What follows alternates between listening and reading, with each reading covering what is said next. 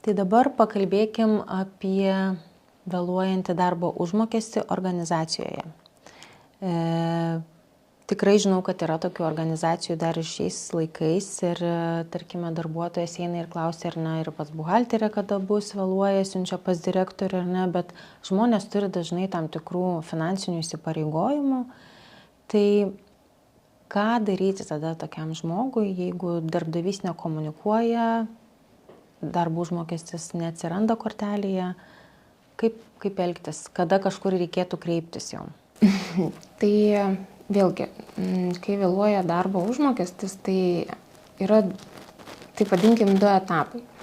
Darbo užmokestis ir su juo susijusios išmokos gali vėluoti darbo santykių metu ir pasibaigus darbo santykiams.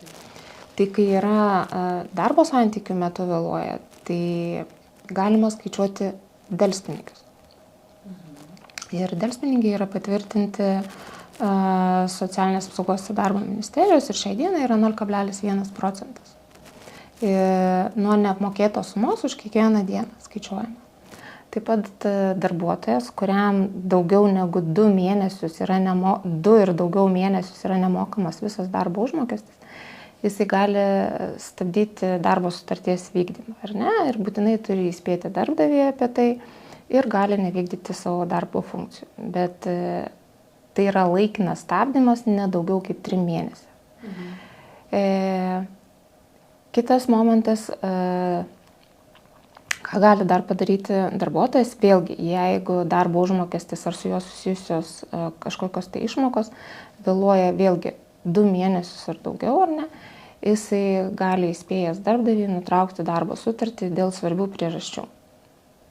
Ir kai nutraukiama sutartis šiuo pagrindu, darbuotojui priklauso 2 mėnesių išeitinė. Ir tas nesumokėtas darbo užmokestis su delspinigiais. Taip. Kitas momentas, ką gali padaryti darbuotojas, tai kreiptis į darbo ginčų komisiją dėl skolos priteisimo. Ir tas kreipimasis turi būti ne vėliau kaip per 3 mėnesius nuo sužinojimo. Gerai, o kai žmogus negauna darbo užmokestį jau pabaigęs darbo santykius, tai per 10 dienų, ar ne, kaip minėjai, turėtų gauti arba atskirų susitarimų? Darbuotojo darbo užmokesčio ir kitų išmokų dalis neviršijanti 1 VDU darbuotojo, 1 vidutinį darbo užmokestį visuomet turi būti sumokama paskutinę darbo dieną, nebent darbuotojo atleidimo dieną yra su darbuotoju susitarta kitaip. Tai tokiu atveju galima išmokėti ir vėliau, bet kokiu atveju ne vėliau kaip per 10 darbo dienų.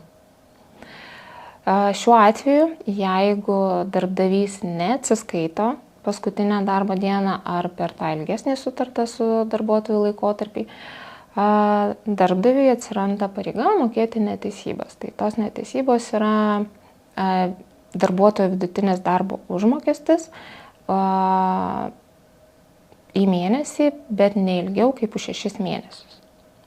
Tai tarkim, jeigu darbuotojo darbo užmokestis buvo 1000 eurų, ar ne, tai netesybos už kiekvieną vėluojamą mėnesį gali būti po 1000 eurų, tai būtų po 6000 eurų maksimalus, tarkim, kaip pavyzdys.